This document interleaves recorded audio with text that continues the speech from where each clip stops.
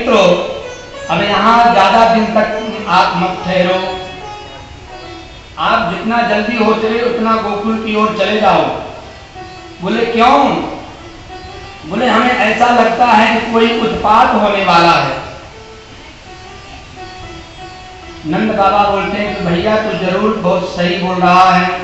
तो जब से हमारे घर में लाला आया है तो मेरा मन डरा हुआ है, कहीं किसी की बुरी नजर ना लग जाए, इसलिए मैं जरूर जल्दी चला जाऊंगा।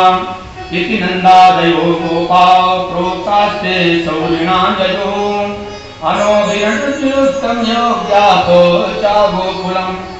अब वहां से नंद बाबा और वसुदेव जी महाराज का मुलाकात हुआ और वहां से विदा हुए हैं।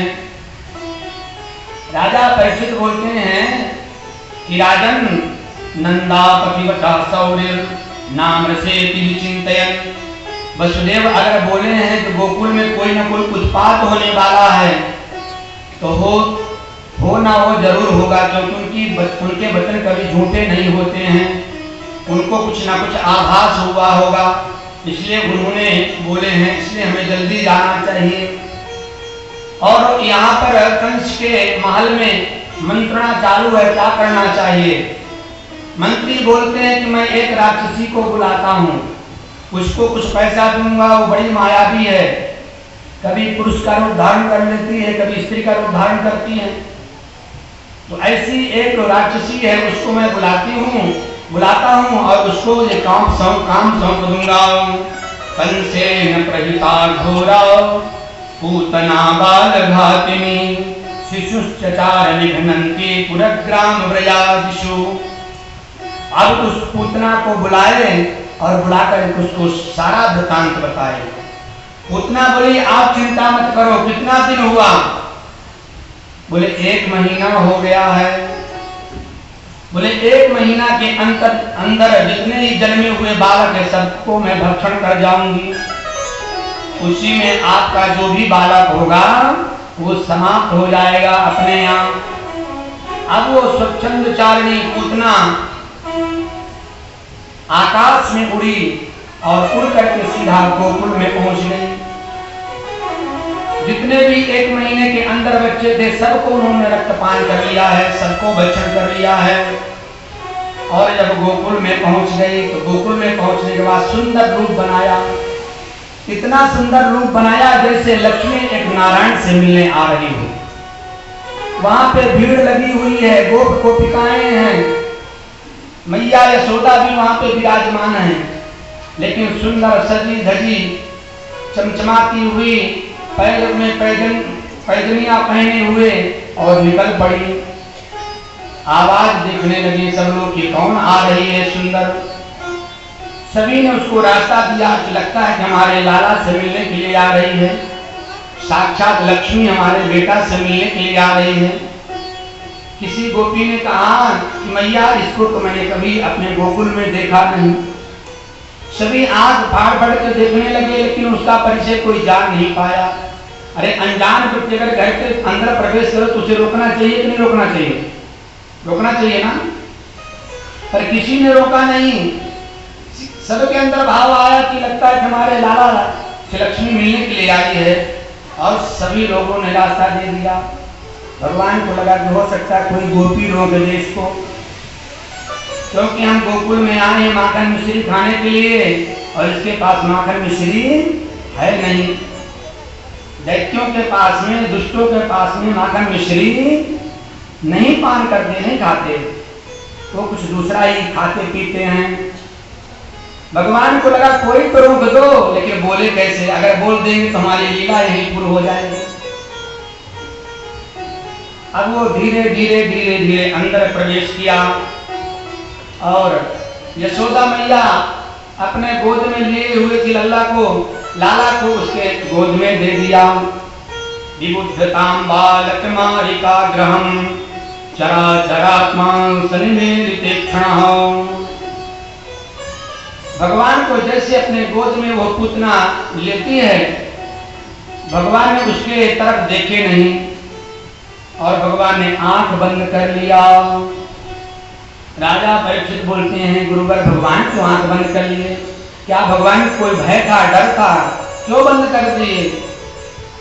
सुखदेव जी कहते हैं, राजन परमात्मा कभी पापी को देखता नहीं है, और जो बाल हत्या करने वाली हो, नन्हे छोटे बच्चों को मारने वाली हो, ऐसे पूतना को भगवान क्यों देखेंगे?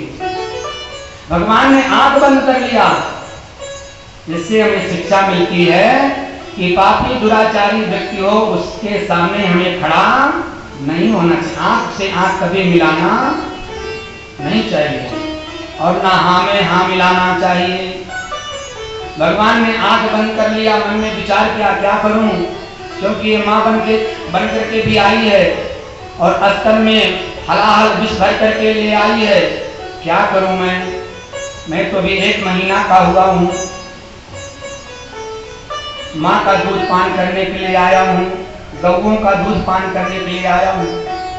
तो माँ का दूध तो मिला नहीं, जन्म होते ही गोकुल पहुंच गए, तो कम से कम गौ माता का दूध मिलता।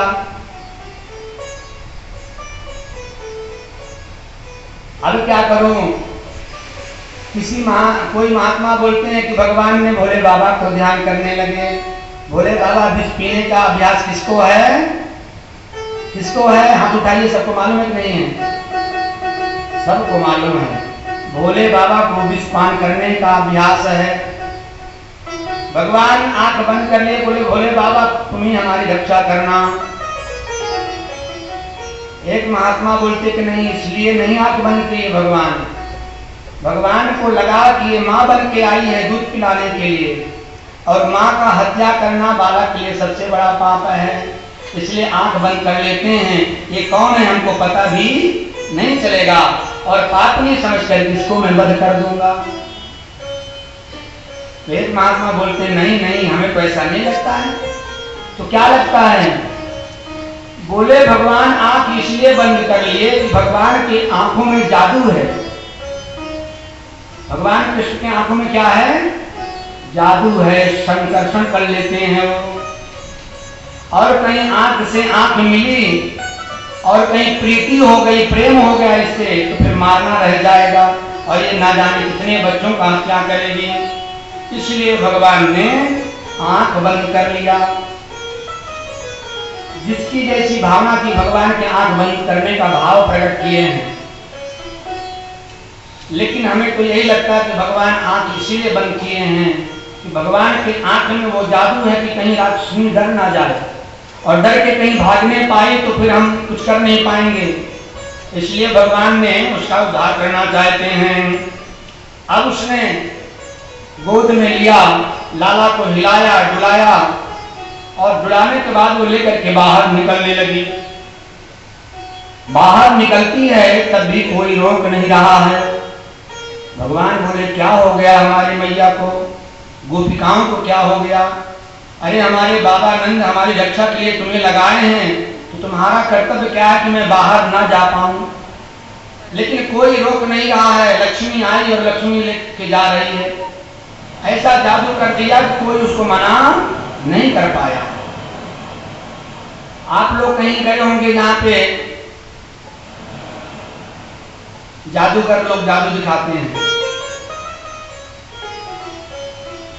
किसी का गला काट देते हैं, देखे होंगे आप लोग, किसी का हाथ निकाल लेते हैं। तो ऐसा वो हमारे आंखों को अंदर ऐसा पर्दा डाल देते कि हम समझ नहीं पाते। पर किसी का गला कटने के बाद जुड़ सकता है क्या? अब वो लेकर के बाहर निकली, और निकलने के बाद आकाश में पहुंच गई, क्योंकि मायाविनी थी, और मायाविनी थी आकाश में उड़ी और अपने अस्तर का पान करवाने लगी। तस्मिन् स्तनं दुर्जरवीर्यबलवनं घोरां समादाय शिशो ददावथ गाढं प्रगाकराभ्यां भगवान् प्रपीड्यत प्राणै समं रोच समन्वितो पिबत।